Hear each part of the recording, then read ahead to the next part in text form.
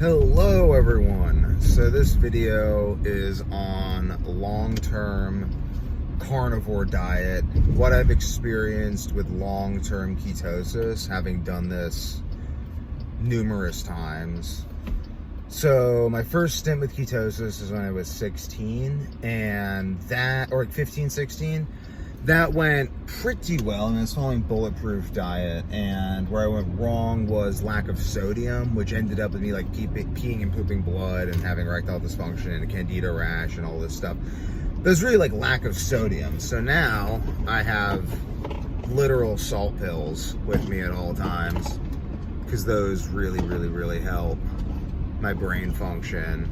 I might actually pop one right now once I'm like fully on the highway. But those really help my brain function and body function, because when I'm in ketosis, on lion diet, I'm in ketosis, my body is going through salt faster. Like if I'm fasting, going through salt faster. And salt is just very important for nerve signaling and pretty much everything. First wars were fought over salt. So, second stint on carnivore, or in long-term ketosis on carnivore, was from age 19 to about 22 years old. And then I ended up going off of it for, I think, like ultimately because of gut issues that stem from energy drinks and just like lacking confidence in precisely what to do, because I started to run into some long-term carnivore issues at like the 2-year mark, like 18 month, 2-year mark. I started running into these issues that were mostly it's like electrolytes, eating too many electrolytes, headaches, just like stuff like that. I think ultimately this could have been combated by having periods of fasting from meat, like just doing like a gallon of raw milk a day. Like raw milk, in the end, raw milk came through. So in the end, when I had like tried everything off of carnivore and I was just like 23 years old, 24 years old, I was just like, oh my God, this is like, my body feels terrible. The whole time, raw milk always came through. I always felt really good when I drank raw milk and ate anything with enzymes in it, like enzymes that you get. So I think the main source of enzymes in your body is going to be from your gut bacteria and having healthy gut bacteria. But also I believe it helps to supplement with enzymes from fermented foods and just eating other things occasionally. I think fermented foods though is the main biggie. Like fermented apples, I gotta make those, because I think those would really help carnivore. Right now, just going off it once every 2 weeks, eating a bunch of fermented apples and raw milk and stuff. And basically, I think that ultimately, like, the goal is always increasing metabolism. I think as long as I keep the goal of increasing metabolism in mind, like, I'm always going to be good. Like, there's honey, there's fruit, there's a lot of different things that I can consume that are going to be beneficial. Like,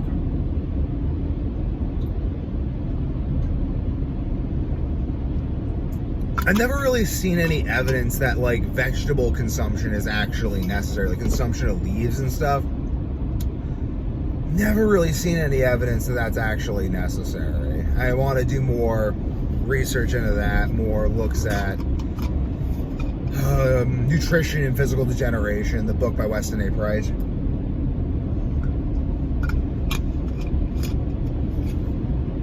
I always gotta be careful drinking water on a metal thing. I always worry I'm gonna crack a tooth or something. No. Teeth are still strong, but it's like bang my teeth into things up. You only get like one pair of teeth. So that's something you gotta look out for. But basically,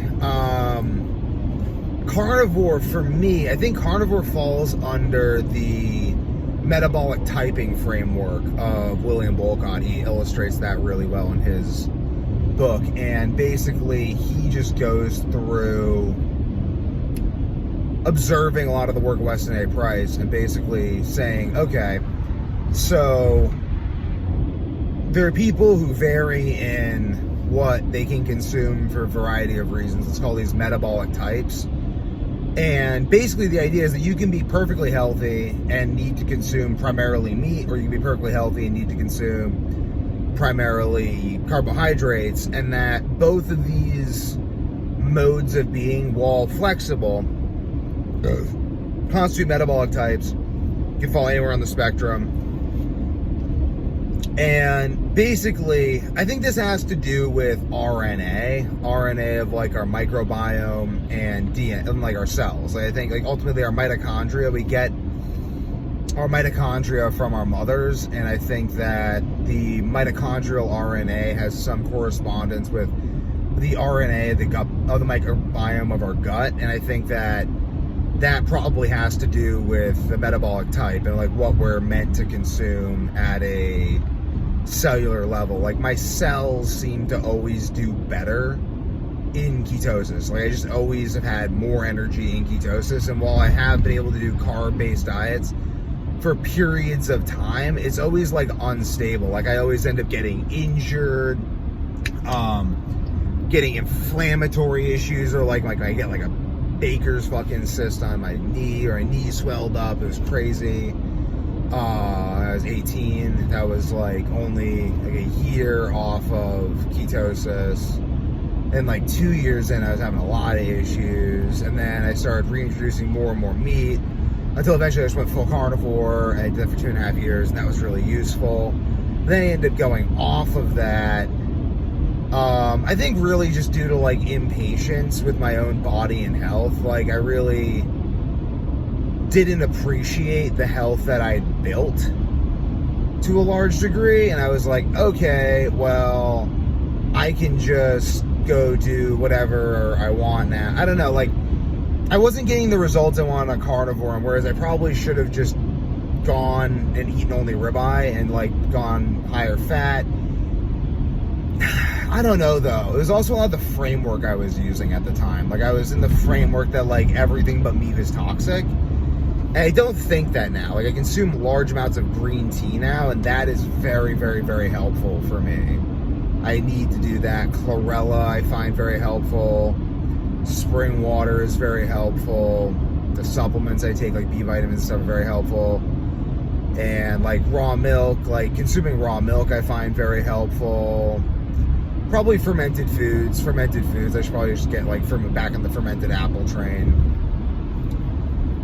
But it's kind of like disconcerting because long-term ketosis is so good, and then it's like, what happens to long-term ketosis? I think ultimately the problem is that I reintroduced gluten. Like I was ultimately feeling so good from getting my metabolism so high from carnivore, and like I think the goal is just is high metabolism. Like the goal is burning lots of calories, because I think that's probably what's ultimately going to make you feel good. And I think that like fasting, I think avoiding artificial sweeteners, I think like knowing how to use like raw honey, fasting, using carnivore as an elimination diet, but not going so long on carnivore per se, like that I end up developing tons of food intolerances, or if I start developing food intolerances, kind of like reintroduce foods more slowly. Raw milk is very useful. I don't know. I mean, it's kind of crazy because like you can go off of carnivore, like on carnivore for like a really, really, really long time.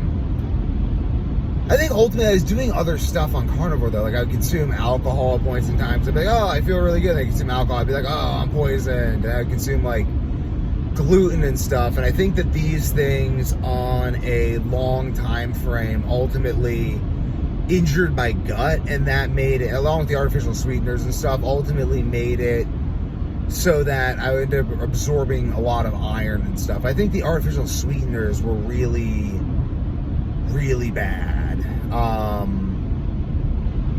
And I think that ultimately I probably would have felt better if I'd like ultimately just done selective, like just like fruit. Like ultimately, so like the first time, I'll go back to the first time I was on a long-term ketogenic diet. And they ended up, I think he developed like protein tolerance. He developed protein tolerance, nitrogen tolerance. It's hard to sustain positive nitrogen balance, and you run into all these issues long-term, and the nitrogen balance has to do with body retaining large amounts of toxins and heavy metals.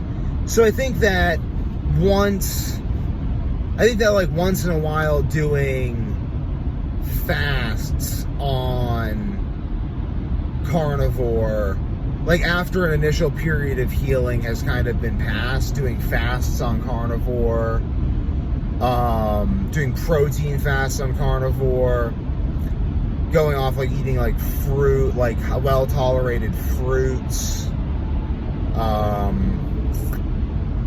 yogurt, like ultimately like potatoes and like mashed potatoes and stuff, and slowly introducing things. I think this is like going like raw milk, and I don't know. I think ultimately it comes down to like detoxing your cells, providing your cells the ability to detox, which I believe comes down to maintaining positive nitrogen balance, proper insulin levels, balancing insulin by cyclic ketosis on time frames large and small, keeping electrolytes balanced through insulin, through the kidneys, through not depriving ourselves of all carbohydrates at all times, but having periods where we reintroduce carbohydrates, but specifically like enzyme-rich carbohydrates, because I think enzymes are really at the root of all of this. Like if we have a lot of enzymes in our body, beneficial enzymes and good gut bacteria, then that's going to be good. And if we don't, that's going to be bad. And I think avoiding things like gluten pretty much always, alcohol, using chlorella, green tea strategically. I look at like Hong Kong. Hong Kong is very high life expectancy, and I see their conjunction of tea consumption and meat consumption. That seems to be, at least it's not killing them. And I think food quality, ultimately food quality, stress, metabolism, really looking at cellular metabolism, stress metabolism, not stress metabolism. Ray Peat was primarily carb-based and didn't even do cyclic things, but just studied metabolism. I think he lived in his like later 70s or early 80s, which is honestly not terrible. I'd like to live longer than that, but it's not terrible. That's not terrible. I mean, like, 80s is decent. I think making it to your 80s is decent. If you can be in your 80s in good health, still doing stuff, that's pretty freaking good. 90s and 100, you make it over 100 and you're still doing really well. I think that's very important. But I think, like, raw milk. I think, like, let's look back at these, like, nomadic people, like, the Maasai in Africa, the Mongolians. Mongolians have decent health. They're primarily meat and milk. I think meat and milk will take you a long way. Milk is very, very nutritious, and it's ultimately good for building your digestive system. And I think really the only problem you're going to run into with too much meat is basically not enough of the things that are going to help you with bioproduction. Once I am getting a call.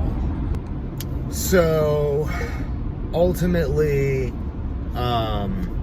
meat is very, very useful for providing the building blocks of life.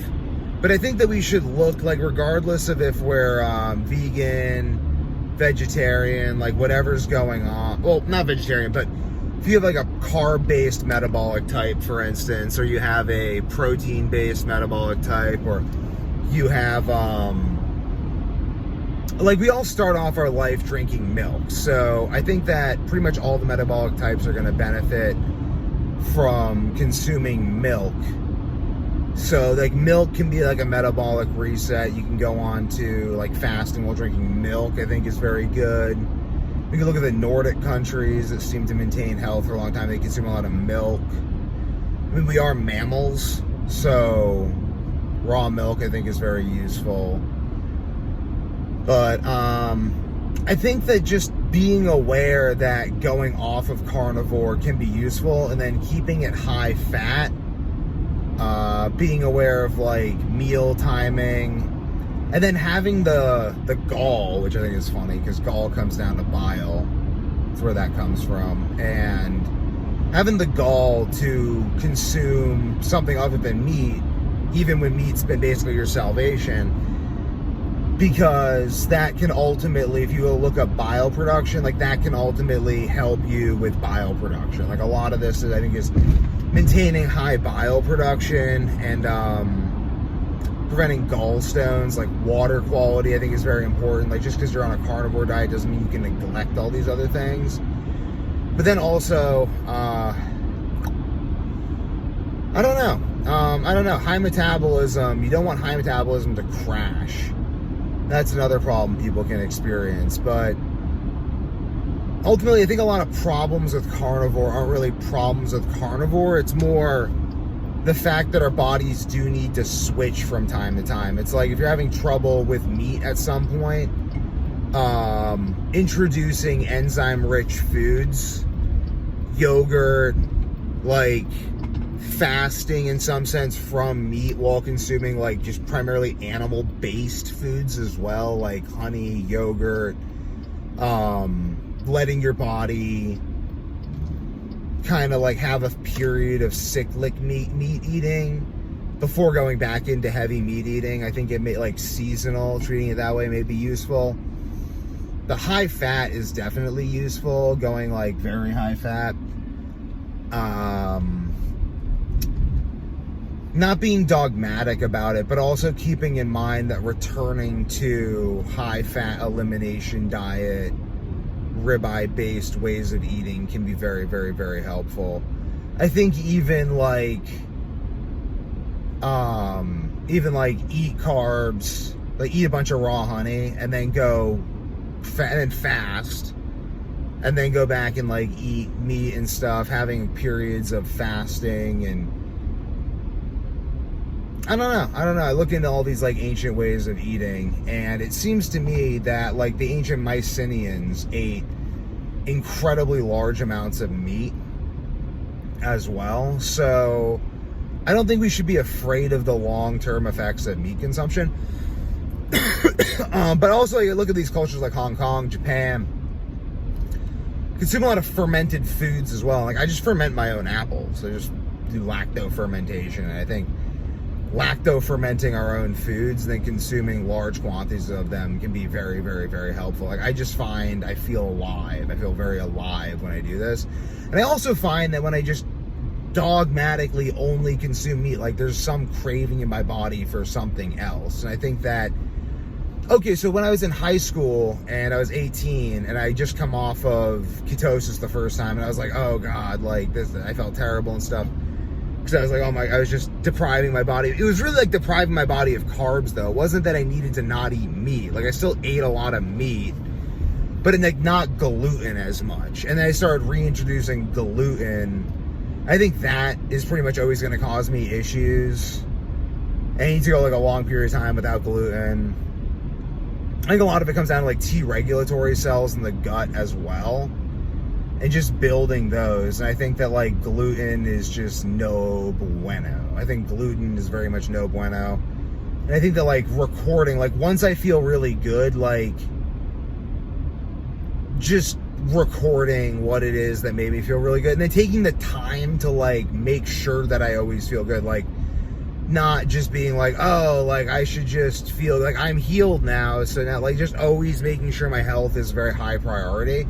Because that seems to be another component, is that like I'll ultimately neglect my health until I have no other choice, because it's kind of a point of pride for me in some weird paradoxically fucked up way, where I'm like, well, I know so much about health, so I shouldn't need to like always make time for my health, even though knowing about health is what motivates me to take time for my health. But I'm like, I don't need to do that though, because I know enough about my health that I can be the health guru guy who just doesn't have to do that. But that's ultimately just shooting myself in the leg and then saying that I should be invincible because I know all about bullet injuries. And then it's just stupid. It's just like absolutely dumb. And I think a lot of it was also just over, I don't know, I just wanted to see how hard I could work in my 20s as well. So I'm like, And then always prioritizing sleep, like never sacrificing sleep. Like that is always just so not a good thing to do. I don't know, always prioritizing health. Like that is really, really the key component, and not just like being like, oh, well, I'm on carnivore, so I should ignore all these things. Like I think now I feel very confident that I have well defined out what I should and should not be doing. Like raw milk is really good.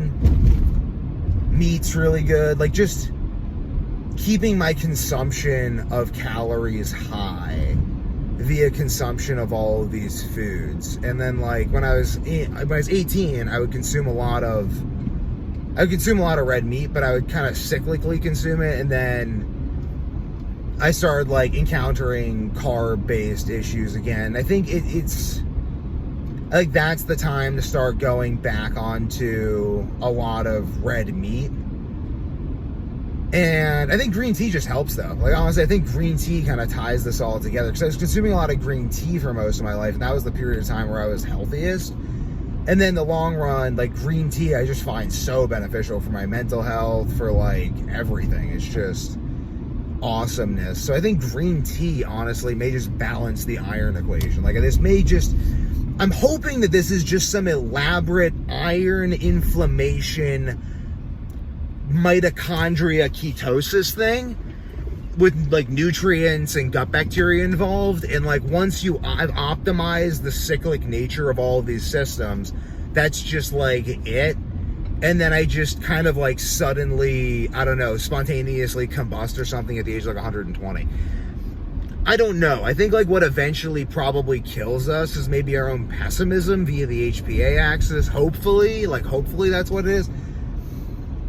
I mean, there's a lot of like balancing to this. Maybe we don't have to die. Maybe we're finally at a point in global trade where now we can consume enough organic green tea and red meat and raw honey and all of these things and like seasonal fermented fruit that we just don't have to die. But I find that unlikely, though the Greek Mycenaean myths do give me hope. Like we're talking about like nymphs like Circe and stuff, and just like random tidbits from the Odyssey that make it seem like the Mycenaeans had a passing, it literally, like you could read the Odyssey and it's just beautiful that you can at least get the feeling that the Mycenaeans had a passing knowledge of immortality. Like they seem to understand how to deal with the idea of immortality and mortality very well, which is unique because I've just obsessed over every culture's myths for my entire life, and that actually is very, very, very unique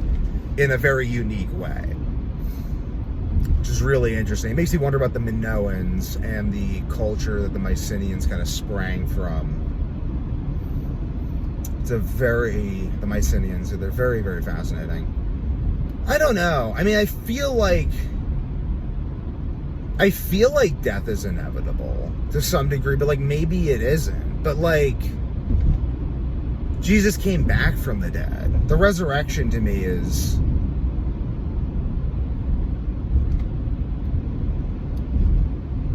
it sticks out. It's just very poignant, the idea of the physical resurrection in the body. And as someone who dismissed it for his entire life as an atheist, and then ultimately, like,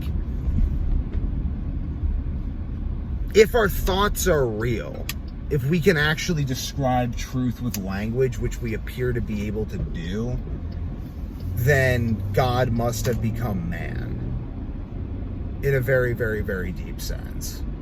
And that means that death had to die. So maybe we can live forever in the day of the Lord and Anno Domini, but and there's also that weird story from Jewish Midrash tradition of Abraham. Like God said to Abraham, you won't die until you ask me to die. And there's this sort of like knowledge is also knowledge of how to not die, and then like, but it's also not though, because I think the Holy Spirit is independent of this. This is just very esoteric right now. If you're lost, whatever. I'm lost too. I'm just trying to piece this all together.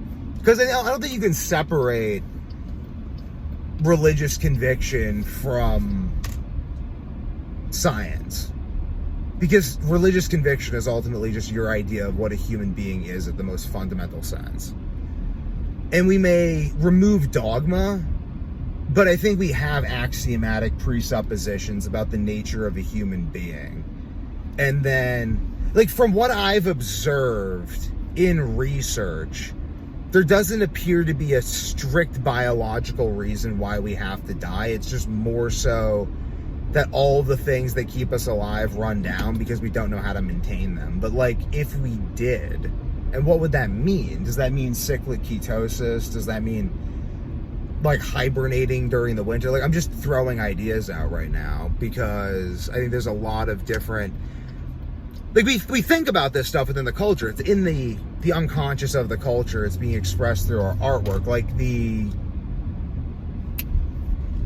Asgardians from the MCU live thousands of years, and they also have the stasis pods that they occupy because their bodies deteriorate. And I just wonder about, like, cellular cycles and what could be made of these things. Like, what is ultimately our lifespan limit? Like, are we just stuck at like 120-ish years?